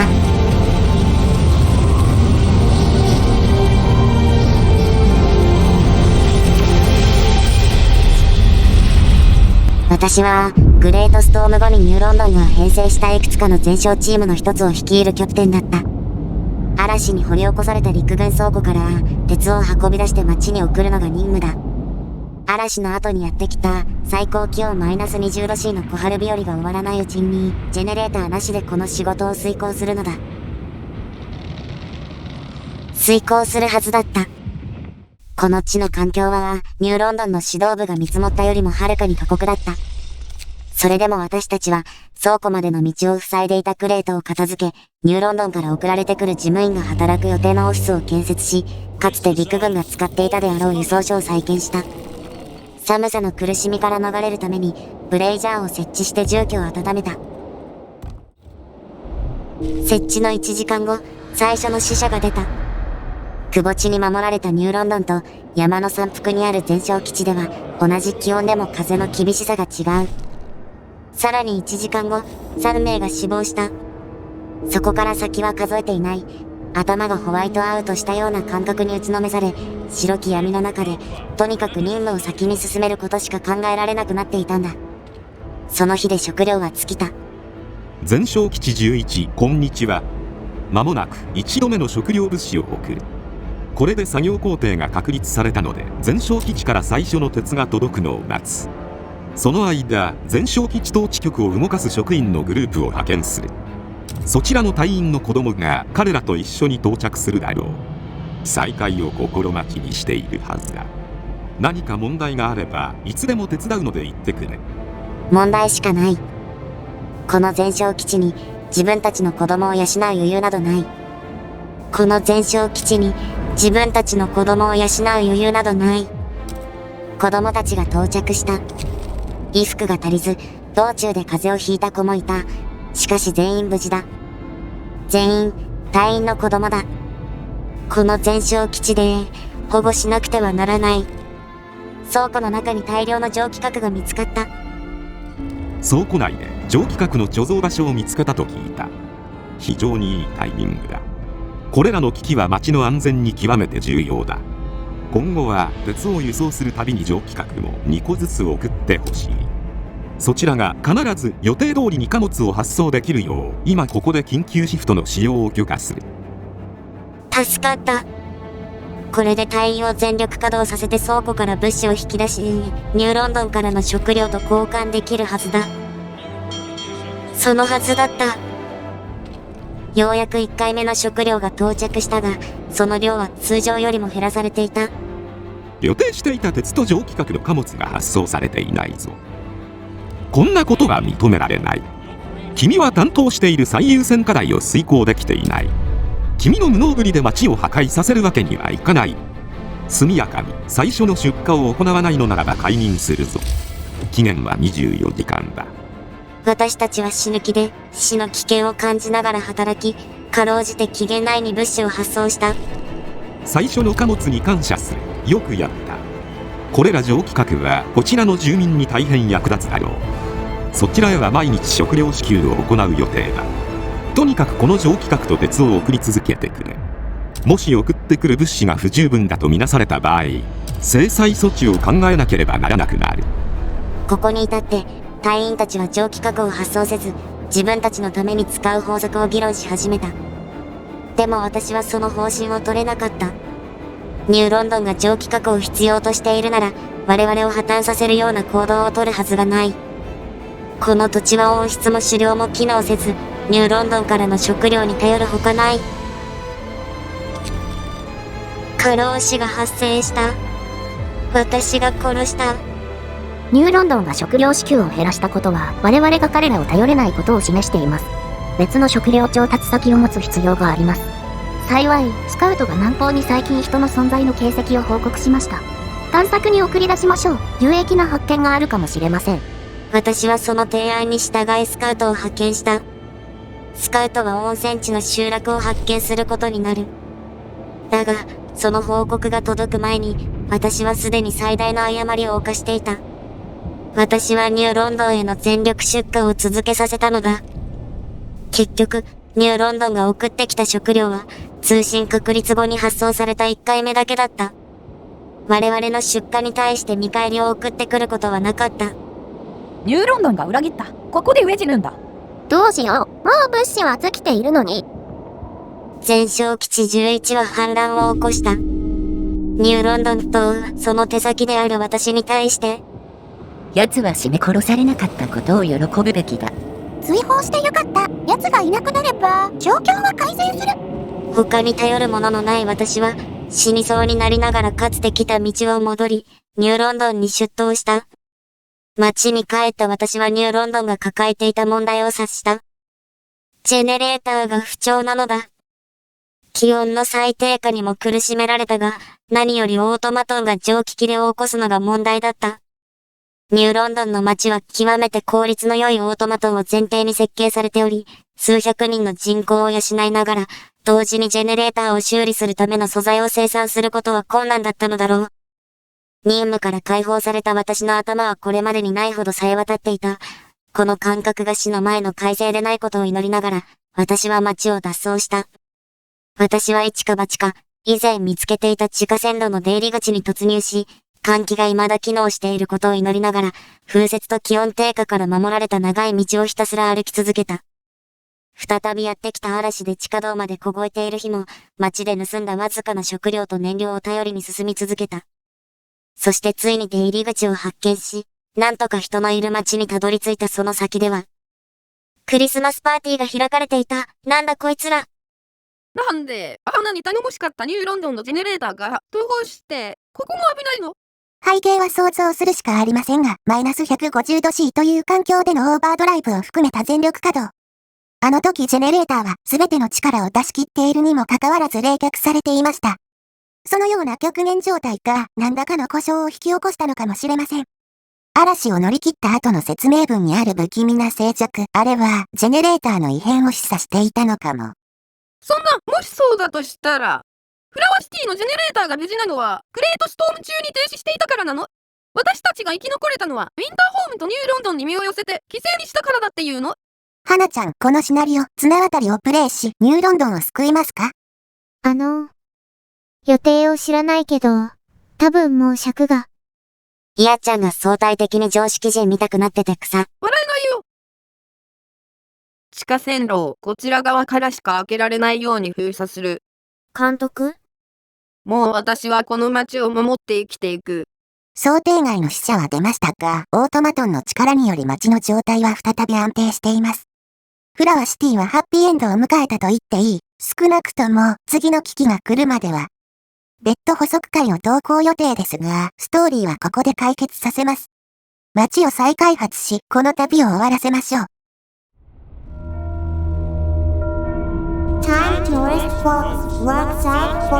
私たちはジェネレーターの周りを再開発し、庭園、広場、街灯を建設した。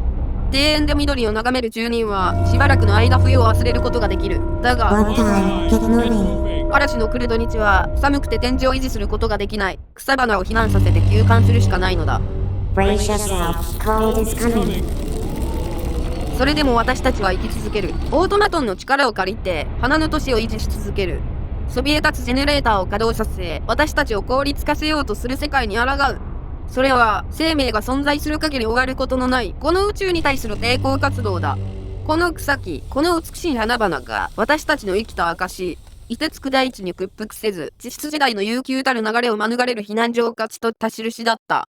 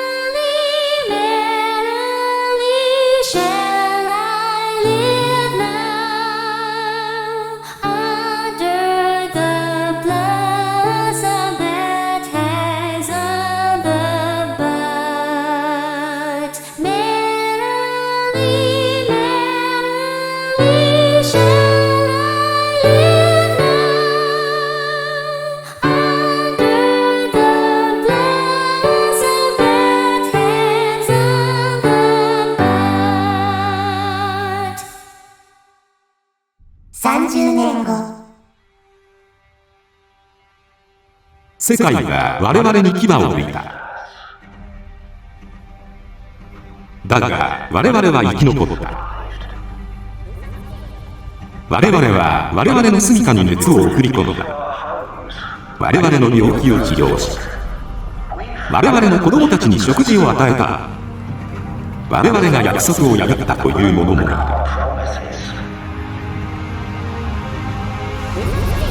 我々が同胞を裏切ったという者もいる。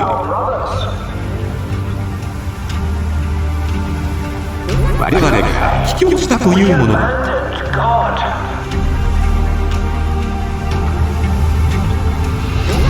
だが我々をここまでたどり着かせたのは彼らではなく我々だ。そして今日犠牲を払ったのは明日の行方を決める。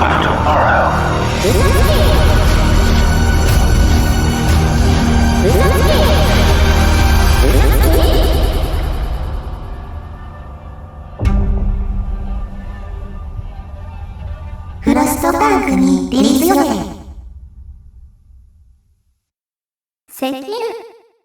石油の黎明期を目の当たりにしているのだろうか？驚愕のニュース。我々のチーフエンジニアの報告によると、現在の都市のインフラは来月に起こるべく近づいている寒波の間、すべての住宅を暖かく保つのに十分な力を持っていません。最近スカウトが原油の新しい供給ラインを発見したと報告し、町の郊外でポンプジャッキが引き上げられています。ついに原油が石炭の上に君臨することを大議員会が承認する時なのでしょうか？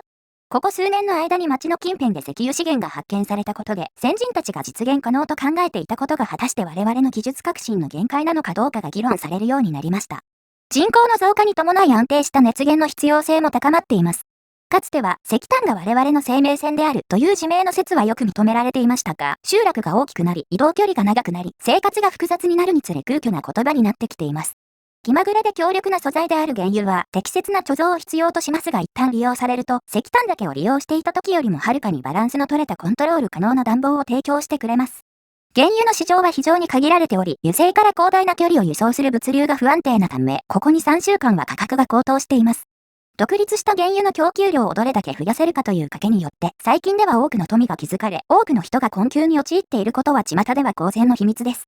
さらに、民間の原油が国家権力によって都市の暖房用に没収されたために、取引業者の前で暴動が起きたとも報告されています。隣接する都市との取引協定は破綻し、外交努力は水泡に帰してしまいました。まとめとしては、迫り来る東証の危機を前にして、我々の間の連帯は損なわれてしまったようです。1917年8月12日、ニューロンドンクーリエ。そんな。いや、人類が30年生き延びたと考えよう。いいねするとフロストパンク2の実況が早まりますよ。実況すること自体は決定なのか。新たな試練。共和によって小さきものは強くなり、不和によってこの上なく大きなものは崩れ去る。サブスティウス。スチュワード。誉れ高きスチュワード。スチュワード？スチュワード？おお、力強きスチュワードよ。聞こえていますか？スチュワード。聞いていますか？スチュワード、聞く気があるのか？スチュワード。グレートストームは世界を一掃した。なら取り戻そう。だが、どうやって？スチュワードが我々の道を選んでくれる。スチュワード、私たちの良き郷里を築き上げてください。私たち、みんなの故郷を。みんなの。スチュワード、まだ足りません。たくさんのものが。人民は増えています。人が増えれば食わせるべき口も増える。連中は俺たちを家畜のように扱っている。首を絞めようとしている。働ける職が必要だ。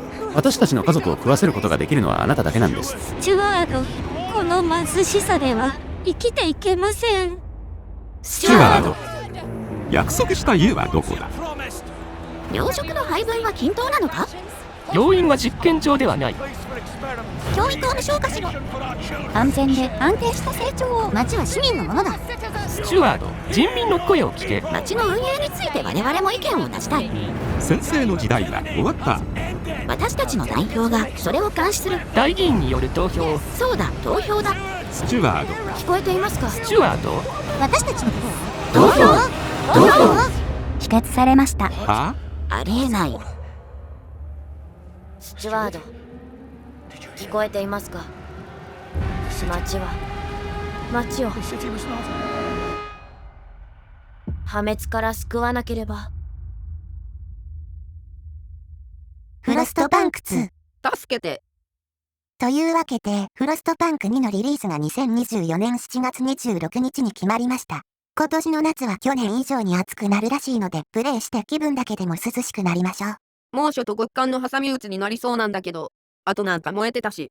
実況で花ちゃんがどう対処するか見ものやな。ひどい。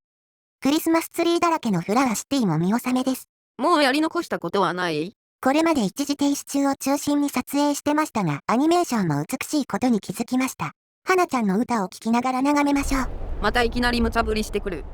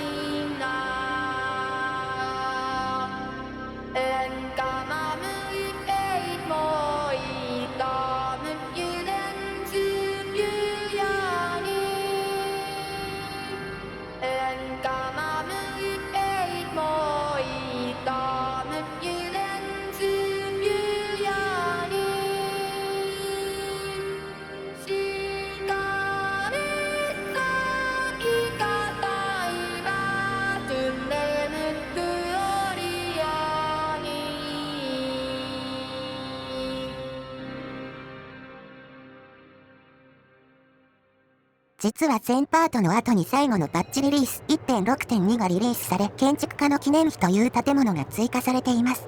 じゃあそれを立てて終わり。残念ながら既存のセーブデータには追加できません。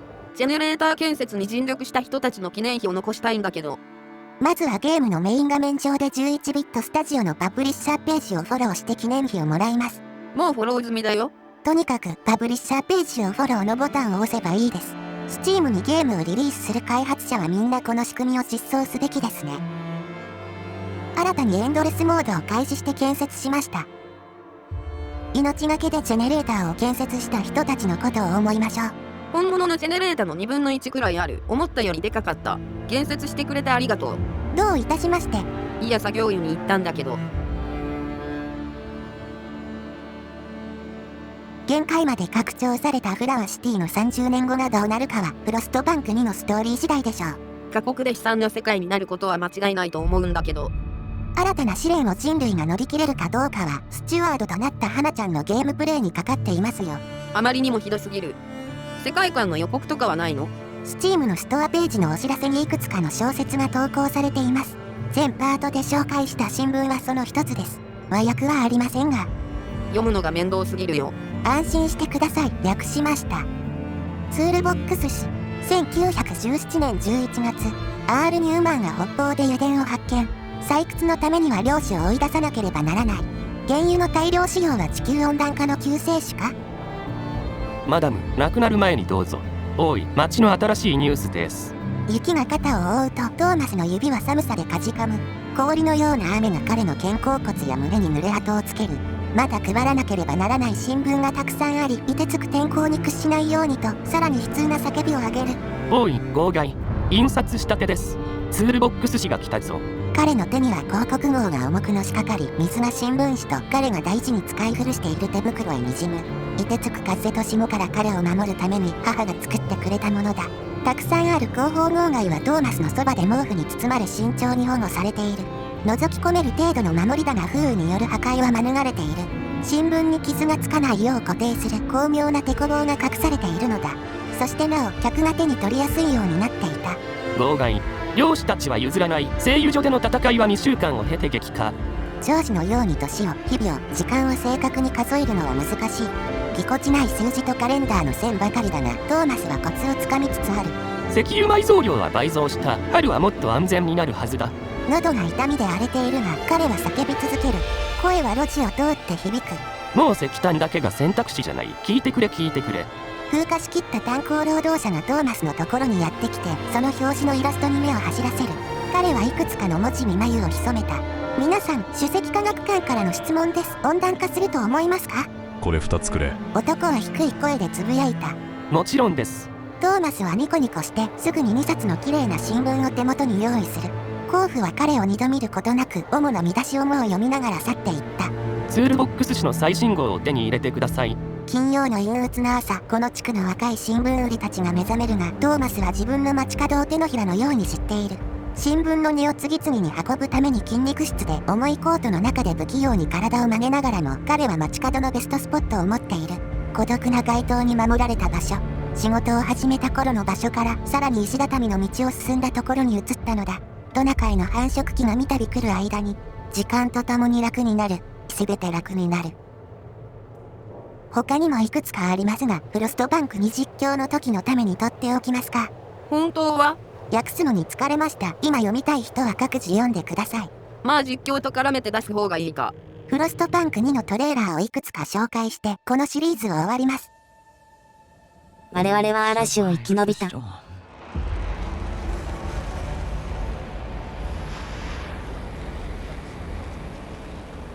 だがそのことは我々を変えてしまった。もうただ生き延びるだけでは足りない。我々は拡張を続けた。たくさんの人々が集まり、異なる未来を夢見ている。相入れない未来を。フロストバンク2。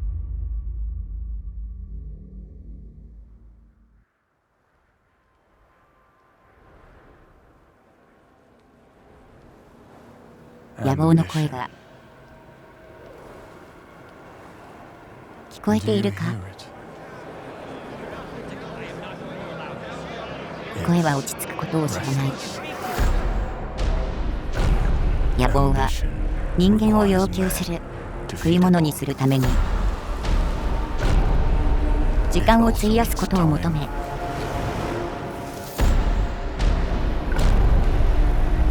指導を欲しがり、犠牲を必要とする。だがこの衝動の声を満たし得たものの、数千倍もの数の人間には何一つ残らない。彼らこそが希望をくじき、扉を開く者たちが地獄への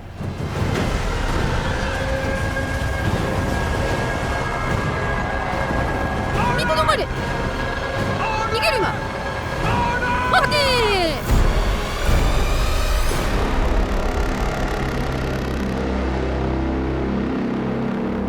フロストバンク2。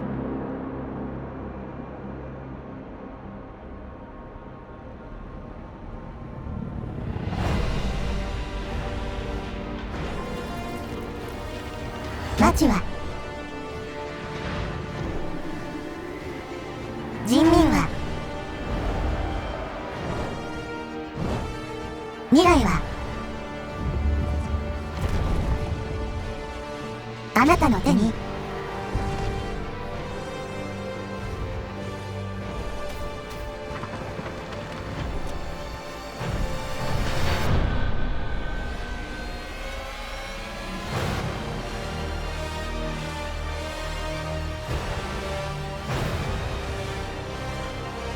2024年7月25日。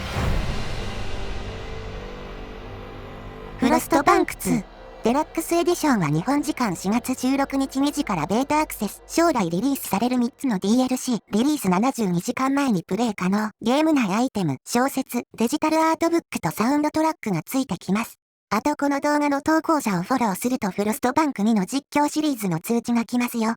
ベータ版を実況するかは未定ですが、やるなら次シリーズの序章としてやることになるでしょう。新たな試練へ歩みを進める花ちゃんの運命やいかに。やる気満々で草コール。ベータ版へ続く。